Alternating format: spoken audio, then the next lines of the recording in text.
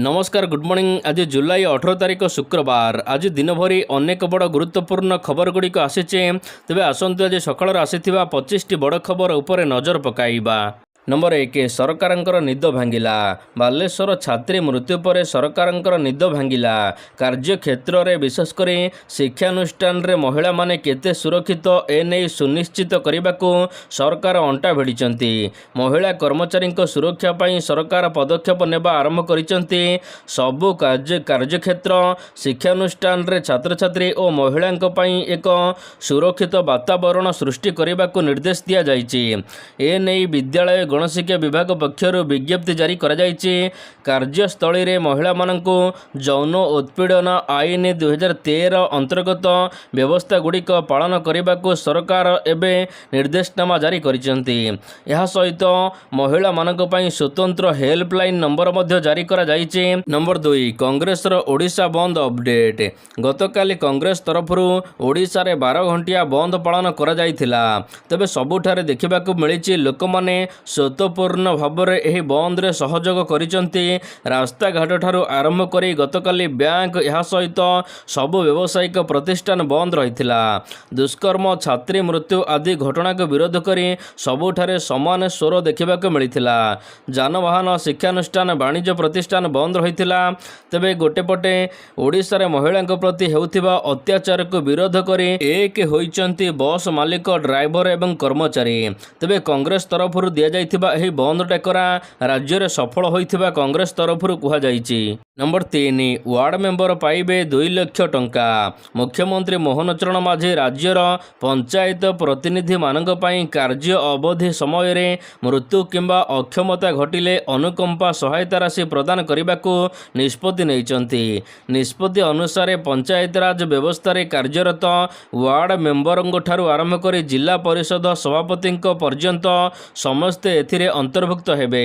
पंचायत प्रतिनिधि मानकर कार्य अवधि समय रे कौनसे पंचायत प्रतिनिधि मानकर मृत्यु घटिले तांको आत्मीय सदन माननको 2 लाख टंका सहाय्य दियाजिबो। अन्यपटे उभय आखि उभय हाथ किंबा उभय गोड़ नष्ट हेले तांको मध्य 2 लाख टंका पर्यंत सहाय्य दियाजिबो। गोटिए आखि किंबा गोटिए गोड़ नष्ट हेले तांको 1 लाख टंका पर्यंत सहायता राशि दियाजिबो। मन कहूछि किछि नुआ करिबा पई हेले पाखरे संबल नाही। तेबे व्यस्त हुंतु नाही। मधुलिका एंटरप्राइजेस एबे बुझिबो आपणक मन कथा। क्षुद्र शिल्प ठारू नै मध्यम शिल्प पई सुलभ मूल्य रे जोगाई देबो। समस्त प्रकार मेसिन और रॉ मटेरियल जहाकु नै आपण सहज आरंभ करि परिबे नुआ एक व्यवसाय। अधिक जानिबा पाई आज ही कॉल करंतु। नंबर 4 आज हेबो बड़ निष्पत्ति। सोमेश्वरी मृत्यु को नहीं सारा राज्य रे एबे राजनीति सरगरम होइछि। तबे ए समय मध्य रे एक बड़ निष्पत्ति नैछि उच्च शिक्षा विभाग। आज बालेश्वर जीव उच्च शिक्षा विभाग रो उच्च स्तरीय कमिटी एफएम कॉलेज रो छात्री मृत्यु घटनार तदंत करिवो। 18 और 19 तारिख 2 दिन तदंत करिवो बोली जणा पड़िछि। उपस्थित रहिबाकू आईसीसी सदस्य माननकू निर्देश दिया जाइछि। जुलाई 13 तारिख रे कमिटी प्राथमिक तदंत करी रिपोर्ट दाखल करिथिला। नंबर 5 आउ जणे नारी देले आत्महत्यार धमक। बालेश्वर फकीर मोहन कॉलेज छात्री मृत्यु पर एबे राज्य रे पूरा माहौल तातिकी अछि। एबे मामला थंडा न पड़ुणु आउ जणे नारी राज्य सरकार को निज जीवन हारी देबा को धमक देइचंती। पूर्वरु एक गणमाध्यम संस्था रे कार्य करुथिबा अभियोग कारणी महिला जनक बिना कारण रे तांको स्वामी को चाकरी बाहर करदेवा अभियोग आनी सरकार को तदंत करने को निर्देश देइचंती। तांको एक्स अकाउंट रे से सीएमओ ओडिशा को टैग करी निजर समस्या जणाइचंती। तबे समस्या समाधान न हेले निज जीवन हारी देवा को धमक देइचंती। नंबर 6 पुणी बंधा हेले आउ जणे रसिकिया अध्यापक। बालेश्वर फकीर मोहन स्वयंशासित महाविद्यालय रे छात्री आत्महत्या परे एबे संबलपुर रो गंगाधर मेहर विश्वविद्यालय रे जणे इंटीग्रेटेड बीएड द्वितीय वर्षर छात्री को निर्यातना अभियोग रे महिला पुलिस असिस्टेंट प्रोफेसर को गिरफ्त करिछि। अभियुक्त प्रोफेसर शिक्षा विभाग अध्यापक गोपीकांत सुना बयस 32 वर्ष। तेबे 4 मास तले छात्री जनक असदा आचरण को नहीं महिला थाना रे अभियोग करथिले। छात्री जनक तांकर अभियोग रे दर्शाइचंती श्री सुना विवाहर प्रतिश्रुति देई तांको सहित शारीरिक संपर्क रखिथिले। हेले पुलिस सेतबळे कोनोसी କାର୍ଯ୍ୟାନୁଷ୍ଠାନ ଗ୍ରହଣ କରୁନାହିଁ। ନମ୍ବର 7 ପାଣିପାଗ ଅପଡେଟ୍। ରାଜ୍ୟରେ ଆଜି ପାଇଁ କିଛି ଜିଲ୍ଲାକୁ ୟେଲୋ ୱାର୍ଣ୍ଣିଂ ଜାରି କରାଯାଇଛି। ଏହି ଜିଲ୍ଲାଗୁଡ଼ିକ ହେଉଛି ସୁନ୍ଦରଗଡ଼, ଝାରସୁଗୁଡ଼ା, ବରଗଡ଼, ସମ୍ବଲପୁର, ଦେବଗଡ଼, ଅନୁଗୁଳ, ଢେଙ୍କାନାଳ, କେନ୍ଦୁଝର, ମୟୂରଭଞ୍ଜ, ସୋନପୁର, ବୌଦ୍ଧ, ନୂଆପଡ଼ା, କଳାହାଣ୍ଡି, ଏହା ସହିତ ବଲାଙ୍ଗୀର, କନ୍ଧମାଳ, ନବରଙ୍ଗପୁର, ରାୟଗଡ଼ା, କୋରାପୁଟ, ମାଲକାନଗିରି, ଗଞ୍ଜାମ, ଗଜପତି, ବାଲେଶ୍ୱର। ଏସବୁ ଜିଲ୍ଲାରେ ଆଜି ଗୋଟିଏ ଦୁଇଟି ସ୍ଥାନରେ ଘଡ଼ଘଡ଼ି ସହିତ ବର୍ଷା ହୋଇପାରେ ବୋଲି କୁହାଯାଇଛି। ଅନ୍ୟପଟେ ଆଜି ରାଜ୍ୟର ଅନେକ ସ୍ଥାନରେ ମଧ୍ୟ ପାଗ ଶୁଖିଲା ରହିବ। ନମ୍ବର 8 ବିଚାର ବିଭାଗୀୟ ତଦନ୍ତ ଦାବି କଲା ବିଜେଡି। ବାଲେଶ୍ୱର ଏଫ୍ଏମ୍ ବିଶ୍ୱବିଦ୍ୟାଳୟର ଛାତ୍ରୀ ଆତ୍ମାହୁତି ଘଟଣାରେ ବିଜେପି ସାଂସଦଙ୍କୁ କଡ଼ା ଜବାବ ଦେଇଛି ବିଜେଡି। ବିଜେପି ସାଂସଦଙ୍କ ପ୍ରେସ୍ ମିଟ୍କୁ ବିଜେଡି କାଉଣ୍ଟର କରିଛି। ଯେଉଁ ଝିଅ 7 ମାସ ଧରି ନ୍ୟାୟ ପାଇଁ ଲଢ଼ିଲା, ବାରଦ୍ୱାର ହେଲା, ତାକୁ ସରକାର ନ୍ୟାୟ ଦେଇପାରିଲେ ନାହିଁ। ଏଥିପାଇଁ ଉଚ୍ଚଶିକ୍ଷା ବିଭାଗର ମନ୍ତ୍ରୀ ଏବଂ ମୁଖ୍ୟମନ୍ତ୍ରୀ ନୈତିକତା ଦୃଷ୍ଟିରୁ ଇସ୍ତଫା ଦିଅନ୍ତୁ, କଡ଼ା କାର୍ଯ୍ୟାନୁଷ୍ଠାନ ନିଅନ୍ତୁ। ଏହା ସହିତ ଘଟଣାର ବିଚାର ବିଭାଗୀୟ ତଦନ୍ତ ସହିତ 2 କୋଟି ଟଙ୍କା ସାହାଯ୍ୟ ମାଗିଛି ବିଜେଡି। ନମ୍ବର 9 ଓଡ଼ିଶା ଆସିପାରନ୍ତି ପ୍ରିୟଙ୍କା। ଫକୀରମୋହନ ସ୍ୱୟଂଶାସିତ ମହାବିଦ୍ୟାଳୟରେ ଛାତ୍ରୀ ସୌମ୍ୟାଶ୍ରୀ ବିଶୀଙ୍କ ଆତ୍ମାହୁତି ଘଟଣାରେ ଏବେ ଜାତୀୟ ସ୍ତରରେ ଏହା ବଡ଼ ଖବର ପାଲଟିଛି। କଂଗ୍ରେସ ସାଂସଦ ରାହୁଲ ଗାନ୍ଧୀ ମୃତ ପୀଡ଼ିତାଙ୍କ ପରିବାର ଲୋକଙ୍କ ସହିତ କଥା ହୋଇ ସମବେଦନା ଜଣାଇଛନ୍ତି। ତେବେ ସୌମ୍ୟାଶ୍ରୀଙ୍କୁ ନ୍ୟାୟ ନ ମିଳିବା ପର୍ଯ୍ୟନ୍ତ ପରିବାର ସଦସ୍ୟଙ୍କ ସହିତ ସେ ଅଛନ୍ତି ବୋଲି କହିଛନ୍ତି। ସେହିପରି କଂଗ୍ରେସ ନେତ୍ରୀ ପ୍ରିୟଙ୍କା ଗାନ୍ଧୀ ଭଦ୍ରା ମଧ୍ୟ ମୁହଁ ଖୋଲିଛନ୍ତି। ନିଜ ଏକ୍ସ ହ୍ୟାଣ୍ଡେଲରେ ଏଭଳି ଦୁଃଖ ଘଟଣାକୁ ନିନ୍ଦା କରିବା ସହିତ ସେ ଆସନ୍ତା ସପ୍ତାହରେ ଓଡ଼ିଶା ଗସ୍ତରେ ଆସୁଥିବା ନେଇ ମଧ୍ୟ ସୂଚନା ଦେଇଛନ୍ତି। ନମ୍ବର 10 ଓଡ଼ିଶା ଶାସନ ଏବେ ପେପରଲେସ୍ ହେବ। ଲୋକସଭା ଭବନରେ ଆୟୋଜିତ 2 ଦିନିଆ ଜାତୀୟ ସୁଶାସନ ଅଭ୍ୟାସ ସମ୍ପର୍କିତ ସମ୍ମିଳନୀରେ ଯୋଗଦେଲେ ମୁଖ୍ୟମନ୍ତ୍ରୀ ମୋହନ ଚରଣ ମାଝୀ। ଏହି ସମ୍ମିଳନୀରେ ଓଡ଼ିଶା ମଡେଲ ରଖିଲେ ମୁଖ୍ୟମନ୍ତ୍ରୀ କହିଲେ, ବିପର୍ଯ୍ୟୟ ପ୍ରବଣ ରାଜ୍ୟରୁ ବାହାରି ଏବେ ଓଡ଼ିଶା ପ୍ରଗତିଶୀଳ ହେଉଛି। ସୁଶାସନ ପ୍ରତ୍ୟେକ ଲୋକର ଅଧିକାର, ଆଉ ଏହା ଅଧିକାରୀଙ୍କ କର୍ତ୍ତବ୍ୟ। ଓଡ଼ିଶା ଶାସନ ଏବେ ପେପରଲେସ୍ ହୋଇଛି। ଆଗକୁ ଲୋକଙ୍କୁ ସୁଶାସନ ଯୋଗାଇ ଦେବାକୁ AI ଟେକ୍ନୋଲୋଜି ମଧ୍ୟ ବ୍ୟବହାର କରାଯିବ। ବିଧାନସଭାରେ ଚଳିତ ବଜେଟ୍ ମଧ୍ୟ ଉପସ୍ଥାପିତ ହୋଇଥିଲା, ଯେଉଁଥିରେ ପେପରଲେସ୍ ହୋଇଥିଲା। ସରକାରୀ କାମ ତ୍ୱରାନ୍ୱିତ ପାଇଁ ଏବେ ଡିଜିଟାଲ ପ୍ଲାଟଫର୍ମର କାମ ହେବ। ନମ୍ବର 11 ଜୀବନ ହାରିଲେ ଛାତ୍ର। ଗୁଣୁପୁର ଗାନ୍ଧୀ ଇଞ୍ଜିନିୟରିଂ କଲେଜରେ ପୁଣି ଜଣେ ଛାତ୍ରୀ ଆତ୍ମହତ୍ୟା କରିଛନ୍ତି। ଗତକାଲି ସେ ହଷ୍ଟେଲରେ ଆତ୍ମହତ୍ୟା କରିଥିବା ଜଣାପଡ଼ିଛି। ଝୁଲନ୍ତା ଅବସ୍ଥାରେ ତାଙ୍କୁ ଉଦ୍ଧାର କରାଯାଇଛି। ତେବେ ମୃତ ଛାତ୍ର ଜଣକ ବାଲେଶ୍ୱର ଜିଲ୍ଲା ସୋର ଗ୍ରାମର ହିମାଂଶୁ ହୋତା। ବାୟୋଟେକ୍ନିକ୍ ବିଭାଗର ସେ 2ୟ ବର୍ଷର ଛାତ୍ର। ଘଟଣାସ୍ଥଳରେ ଗୁଣୁପୁର ପୁଲିସ ପହଞ୍ଚି ତଦନ୍ତ ଆରମ୍ଭ କରିଛି। ପ୍ରାଥମିକ ତଦନ୍ତରୁ ପ୍ରମାଣିତ ହୋଇଛି ଯେ ସେ ଆତ୍ମହତ୍ୟା କରିଛନ୍ତି ବୋଲି ସାଇଣ୍ଟିଫିକ୍ ଟିମ୍ ସହାୟତାରେ ତଦନ୍ତ କରୁଛି ପୁଲିସ। ନମ୍ବର 12 ଅନଲାଇନ୍ ହେବ ଏବେ ଜମି ଜମା କାଗଜପତ୍ର। ବିହାରରେ ସମସ୍ତ ଜମି ସମ୍ବନ୍ଧୀୟ ଦଲିଲକୁ ଡିଜିଟାଲ କରିବାକୁ ଅଭିଯାନ ଆରମ୍ଭ କରାଯାଇଛି। ଦଲିଲର ସ୍ୱଚ୍ଛତା ବୃଦ୍ଧି ସହିତ ପଞ୍ଜୀକରଣ କାର୍ଯ୍ୟରେ ରଖାଯାଇଥିବା ସମସ୍ତ ପୁରୁଣା ଜମି ରେକର୍ଡ ସମେତ ସମସ୍ତ ପ୍ରକାରର ଦଲିଲକୁ ସଂରକ୍ଷଣ କରିବାକୁ ଅଭିଯାନ ଆରମ୍ଭ ଚାଲିଛି।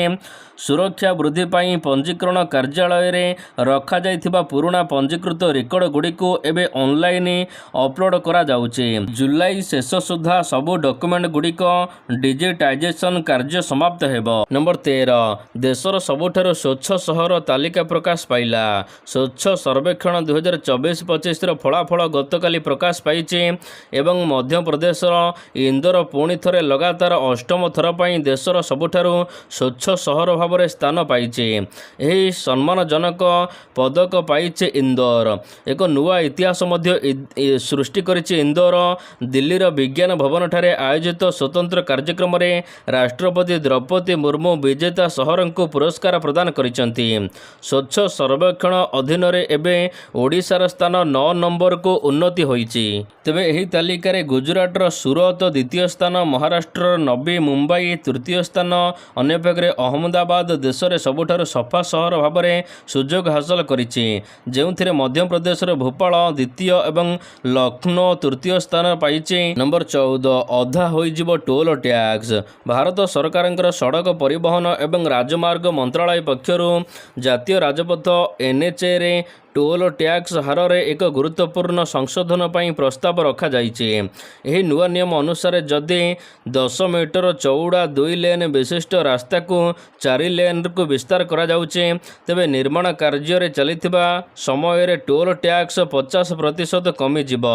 ଅର୍ଥାତ୍ ଯାତ୍ରୀମାନେ ପୂର୍ବ ଅପେକ୍ଷା ଅଧା ଟୋଲ୍ ଖର୍ଚ୍ଚ ଦେଇ ଯାତାୟାତ କରିପାରିବେ, ଯାହା ସେମାନଙ୍କ ପାଇଁ ଏକ ବଡ଼ ଆର୍ଥିକ ରିହାତି ହେବ। ନମ୍ବର 15 ରାଜନୈତିକ ଦଳ ଗଢ଼ିବେ ମାଓବାଦୀ। ରାଜନୈତିକ ଦଳ ଗଢ଼ିବେ ଏବେ ମାଓବାଦୀ। ମାଓ ସଂଗଠନ ଲୋପ ପାଉଥିବାରୁ ଦଳ ଗଢ଼ିବାକୁ ଯୋଜନା କରୁଛନ୍ତି ମାଓବାଦୀ।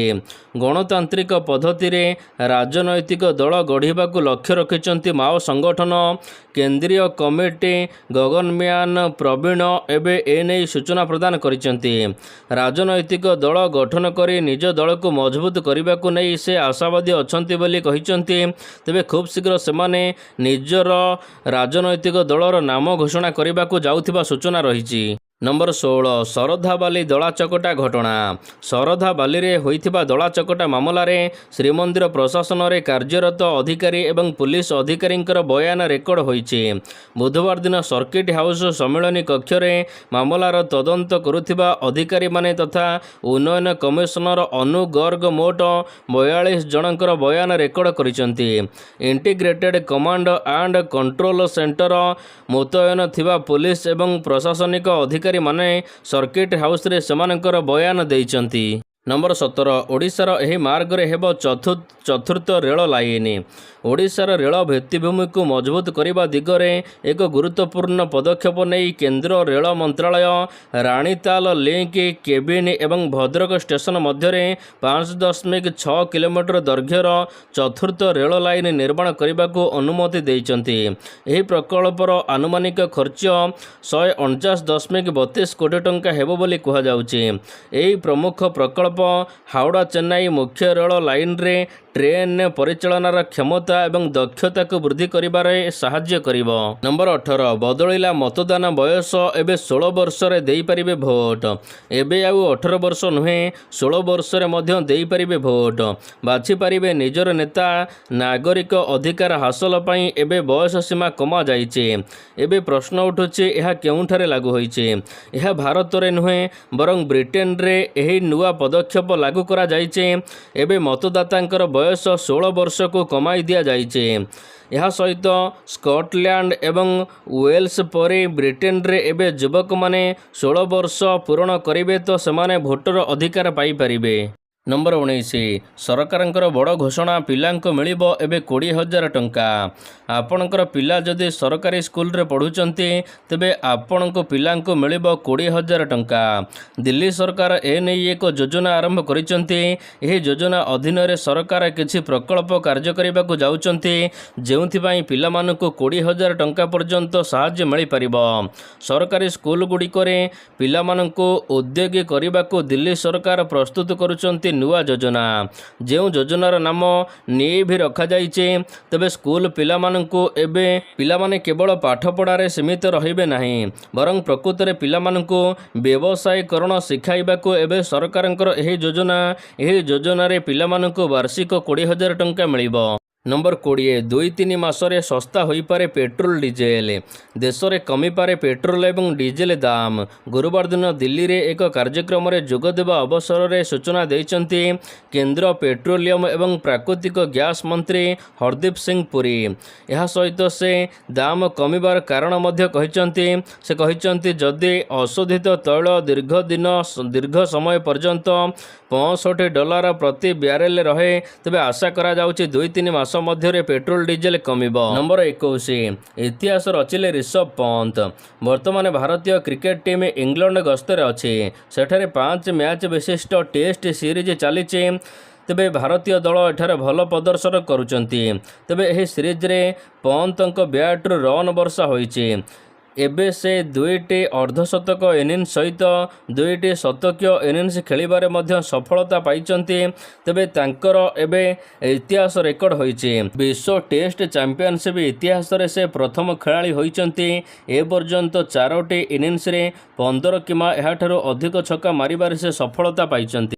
ନମ୍ବର 22 ଗୋଟିଏ ବର୍ଷରେ 40 ଗୁଣା ଟଙ୍କା ବଢ଼ିଲା। ଭାରତୀୟ କ୍ରିକେଟରେ ଉଦ୍ୟୋଗମାନ ତାରକା ବୈଭବ ସୂର୍ଯ୍ୟବଂଶୀ କେବଳ ମଇଦାନରେ ନୁହେଁ ଆର୍ଥିକ ଦିଗରେ ମଧ୍ୟ ସମସ୍ତଙ୍କୁ ଚମକାଇ ଦେଇଛନ୍ତି। ମାତ୍ର 14 ବର୍ଷ ବୟସରେ ସେ IPL 2025 ରାଜସ୍ଥାନ ରୟାଲ୍ସରେ ଖେଳି ଦମଦାର ପ୍ରଦର୍ଶନ କରି ସମସ୍ତଙ୍କର ହୃଦୟ ଜିତିଥିଲେ। IPL ନିଲାମୀରେ ରାଜସ୍ଥାନ ରୟାଲ୍ସ ତାଙ୍କୁ 1.1 କୋଟି ଟଙ୍କାରେ କିଣିଥିଲା। ତାଙ୍କ ସହିତ ବୈଭବଙ୍କର ଆୟ ମଧ୍ୟ ବଢ଼ିଛି। 2024ରେ ତାଙ୍କର ନେଟୱାର୍ଥ ଥିଲା ମାତ୍ର 5 ଲକ୍ଷ, କିନ୍ତୁ IPL ପରେ ଏବେ ବଢ଼ି 2 କୋଟି ଟଙ୍କା ହୋଇଛି। ନମ୍ବର 23, ବେଙ୍ଗାଲୁରୁ ଦଳାଚକଟା ଘଟଣା। କର୍ଣ୍ଣାଟକ ସରକାର ବେଙ୍ଗାଲୁରୁରେ ହୋଇଥିବା ଦଳାଚକଟା ମାମଲାରେ ରୟାଲ ଚ୍ୟାଲେଞ୍ଜର୍ସ ବେଙ୍ଗାଲୁରୁକୁ ଓ କର୍ଣ୍ଣାଟକ ରାଜ୍ୟ କ୍ରିକେଟ ଆସୋସିଏସନ ବିରୋଧରେ ଅପରାଧିକ ମାମଲା ରୁଜୁ ନିମନ୍ତେ ମଞ୍ଜୁରୀ ଦେଇଛନ୍ତି।